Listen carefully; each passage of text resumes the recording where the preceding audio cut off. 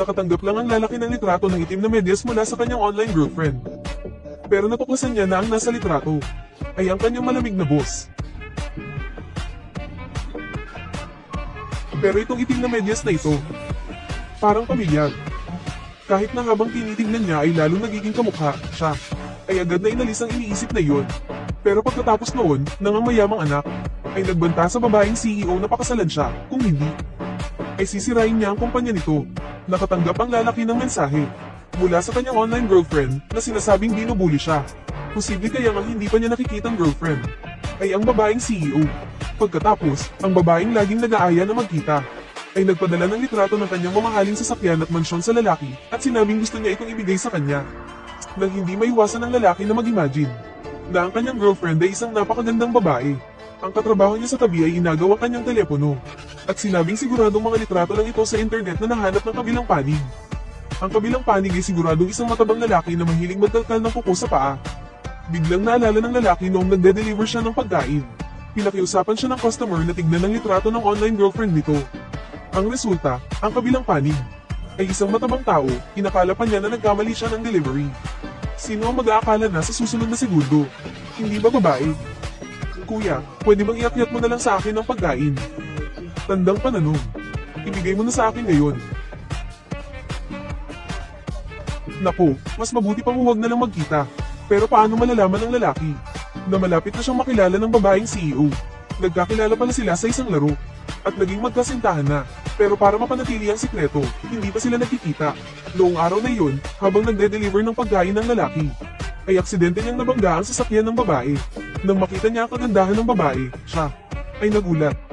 Ang aking mahal ay masipag ding nagde-deliver ng pagkain ngayon. Nakita ng babae na ang kanyang boyfriend ay nagde-deliver din ng pagkain. Kaya hindi niya ito pinabayaran. Pero dahil sa responsibilidad, sinabi ng lalaki na kailangan niya itong bayaran. Nakita ng mayordomo ang responsibilidad ng lalaki kaya ay ipinakilala niya ito sa kumpanya para magtrabaho. Pagkatapos makapasa sa interview, ang lalaki ay agad na ibinalita ang magandang balita sa kanyang girlfriend sa pamamagitan ng mensahe. Gayunpaman, ang telepono ng babaeng CEO ay biglang tumunog. At pagkatapos ma-replyan ng mensahe, ang babae ay agad na nakita ang lalaking kaka-rating lang na naglalaro ng telepono. Anong ginagawa mo?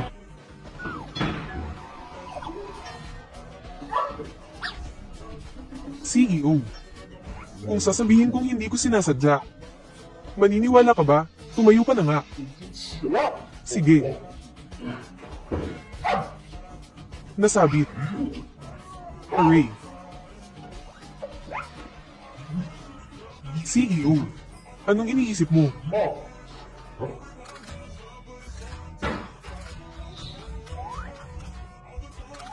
Wag.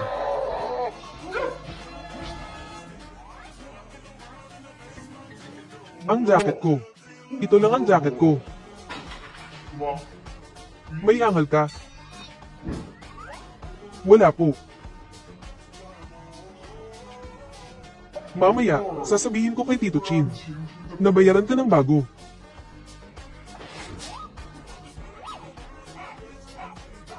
Bakit ang malas ko ngayon?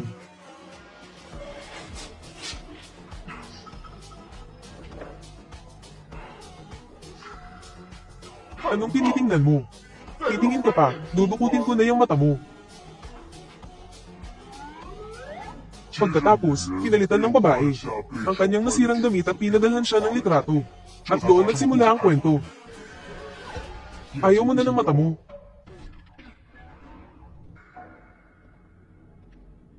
Ang ganda mo ngayon, TIUDUN. TRN3U, anong ginagawa mo dito? Anong ginagawa ko? Siyempre, nandito ako para makita ang mapapangasawa ko. Wala tayong relasyon. Tumigil ka nga sa kalokohan mo. Umayag na ang mga magulang mo. Isa kang ulila, gustong lumipat sa kumpanya ng laro. Dito sa Bashzyme, sino pa ba ang tutulong sa iyo kundi ako? Kung hindi ako, sino ang papakasalan mo? Malapit nang ilabas ang bagong laro ng Teen Haikou Hockey Waifuat namin. Huwag mo nang alalahanin. Magtatagumpay kaya ito sa pag-ipo? Hindi pa sigurado yan. Abangan na lang natin.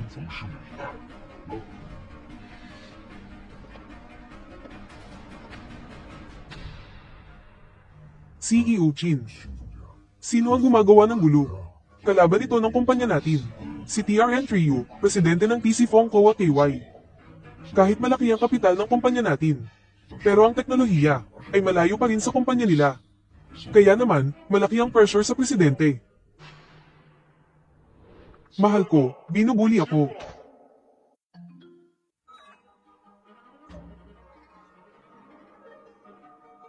Bakit? May isang tarantado na gustong sirain ang kumpanya ko. Si Tiha ang nagsabi niyan. Bakit parang ang babaeng CEO? Tandang pananong. Siya kaya ang aking Tiha. Presidente. Anong gusto niyang gawin? Bakit siya pumasok sa opisina ko? Hinubad pa niya ang butones ng damit niya. Gusto niya sigurong gumawa ng kabastuhan.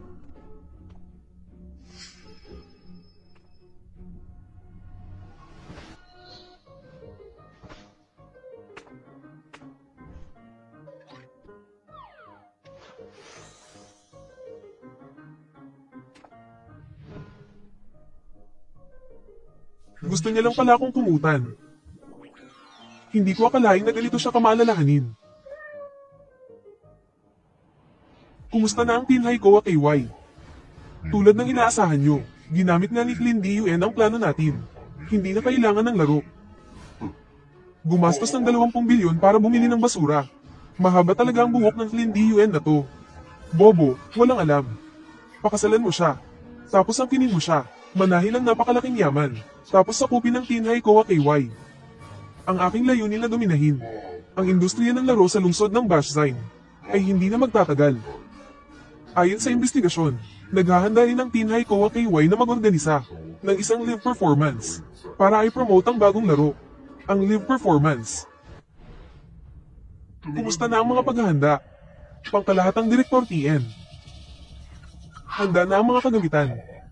Pero ang mga sikat na tao sa internet na inimbitahan natin, walang dumating.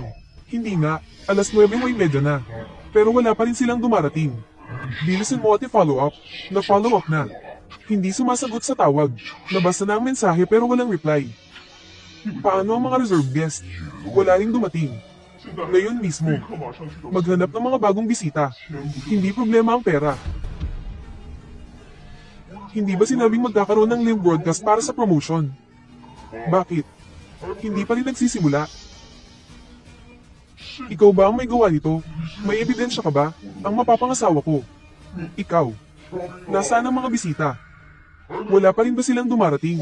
Mukhang hindi sila makakarating. Ang promotion mo na ito, mukhang hindi na matutuloy. Ano ba talaga ang gusto mong gawin? Direktor TRN, hindi ba ito ang mga bisitang inimbitahan natin? Bakit kasama ni TRN Trio? Mukhang ngayon, tayo, lahat ng bisita, ay papanig kay TRN Trio. Wala akong pakialam kung sino ang imbitado mo. Isang salita ko lang, hindi sila maglalakas loob na magpakita sa meeting na inorganisa mo. Ano sa tingin mo kung hindi matuloy ang meeting na ito? Hindi ba magiging katawa-tawa ang kumpanya mo sa buong industriya? Sino pa ang maglalaro ng laro ng kumpanya mo pagkatapos nito? Ano ba talaga ang gusto mo? Simple lang ang gusto ko. Pakasalan mo ako. Tutulungan kitang i-organisa ang press conference na ito. Pwede rin hindi ka magpakasal. Pero sa ganitong oras bukas, ang Tinhay Koa KY mo, ang balita tungkol sa pagkaantala ng bagong laro, ay lalabas sa mga headline ng mga malalaking media outlets. Hayop ka. Ikaw, pangkalahatang direktor, marami tayong bisita. Hindi ako naniniwala na lahat ng tao ay hindi maglalakas loob na pumunta. Tatawagan ko sila ngayon din. Tatawag. Sige, tatawag di ba? Uupo ako dito ngayon at titingnan ko kung sino ang matatawagan mo. Hello. Pangkalahatang direktor. Sa website natin, maraming dummy accounts ang nanggugulo. Bumababa na ang shares natin. Ano? Bumababa na ang presyo ng shares. Mukhang malapit nang bumagsak ang kumpanya mo.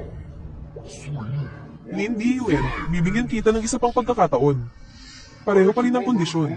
Pero kung papayag ka sa akin, tutulungan kitang i-organisa agad ang press conference na ito. Sinasabi ko sa iyo sa huling pagkakataon. Hindi pwede. Magaling. Talagang ikaw ang babaeng gusto ko. Magandang araw sa lahat. Ako si TRN Trio, CEO ng TC Fongkoa KY. Ngayon, ako ang kumakatawan sa kumpanya. Para haminin ng Tinhay Koa KY. Ang taong nakatayo sa tabi ko ay ang may hawak ng kapangyarihan ng Tinhay Koa KY, si Flynn DUN. Sinasamantala niya ang pagkakataong ito para pukawin ng publiko. Gusto niya tayong yurakan ng tuluyan. Kaya ba natin tanggapin ang hamon? Hindi ganoon ka-simple. Kung hindi natin tatanggapin, parang pinapatunayan natin sa buong mundo na mas mahina tayo kaysa sa TC Fongkoa KY.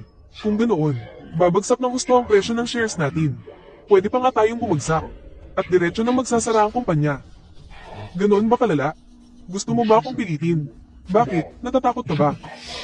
Kaya ba kung isipin na ang Tinhay Koa KY mo ay sumusuko na sa akin?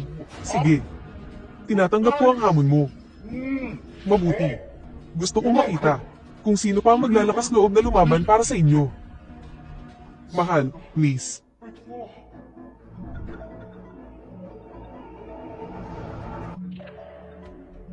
Pasensya na. Hello, Tiha. Mahal. Bakit ka biglang napatawag? Alam kong medyo biglaan. Pero, kailangan ko talaga ang tulong mo ngayon. Sige, sabihin mo. Hindi mo man lang itatanong kung ano. Basta ikaw ang nagsabi. Siguradong importante yan. Sabihin mo sa akin, ano ang may tutulong ko sa'yo? Iyon ay, nasa Boxzine Hotel ako ngayon. Kailangan ko talaga ng isang magaling na gamer na kayang kalabanin ng TC Fongkoa KY. Ang galing mo maglaro, pinakamagaling na nakita ko. Kaya gusto ko sanang humingi ng tulong mo. TC Fongkoa KY. Yung laban kanina, ng TC Fongkoa KY at Tinhay Koa KY. Nagdeklara ng gyera, diba? Mahal ko. Paano mo nalaman? Hindi ko inaasahan na may kinalaman si Tiha sa Tinhay Koa KY. Nanganganib ang Tinhay Koa KY. Pero kung lilito ako, makikilala ko ni Tiha. Anong gagawin ko? Hindi pa ako handa. Sige, hintayin mo ako. Tinatanggap ko ang hamon mo. Agad-agad, may magiging representante, ang aming Tinhay Koa KY. Lalaban. Lahat ng mayayaman. Mga magagaling naman na laro. Sa Boxzine ay binili ko na. Sino ang maglalakas loob na tulungan ka? Huwag kang mag-alala. Darating na siya agad. Sigurado ka bang hindi? Naghahanap ka ng basura para lokohin ako. Siya ang pinakamagaling na nakita ko. Sige. Gusto kong makita kung sino ang Diyos na ito. Batas ng Jianghu. Kapag tumanggap na ng hamon, sa loob ng 10 minuto, kung hindi online, automatikong talo na. Nagbibilang na. 5, 4, 3. Huwag magmadali. Nandito na ako, diba? Dahan-dahan lang. Hindi ba't nandito na ako? Dumating ka rin sa wakas. Bitawan mo ako. Tumahimik ka. Maghintay ka lang matalo.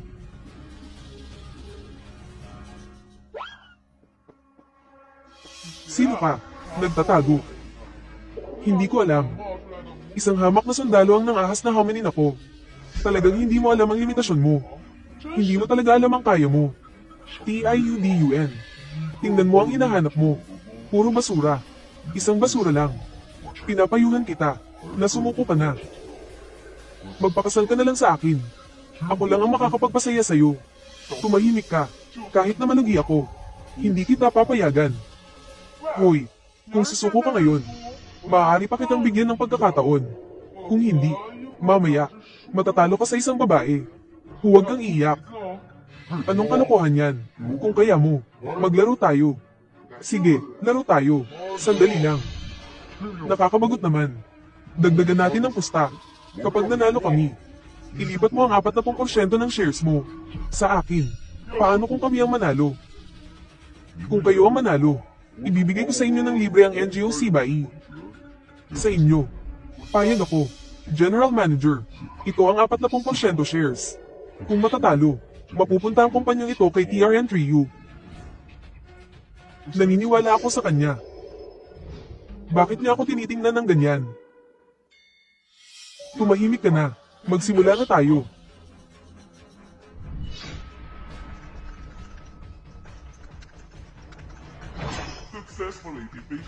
Imposible. Hindi. Isang tira lang natalo mo na ako. Nandaya ka. Hindi ako kumbinsido. Isa pa. Kung hindi ka kumbinsido, isa pa. General Manager, hindi maganda. Ngayon, ang mga tao sa internet ay pumapanig na sa Tinhay Ko at AY. Bumababa na ang shares natin. Tama na, tumigil ka na. Hindi pa ako talo, ulitin natin. Hindi pa ba sapat ang kahihiyan? Umalis ka na. Sandali lang. Mr. TRN, huwag mong kalimutan ang usapan natin. Ang laro ng kumpanya mo ngayon. Pag-aari na ng Tinhay Ko at AY. Lin DUN. Kumanda ka. Tara na.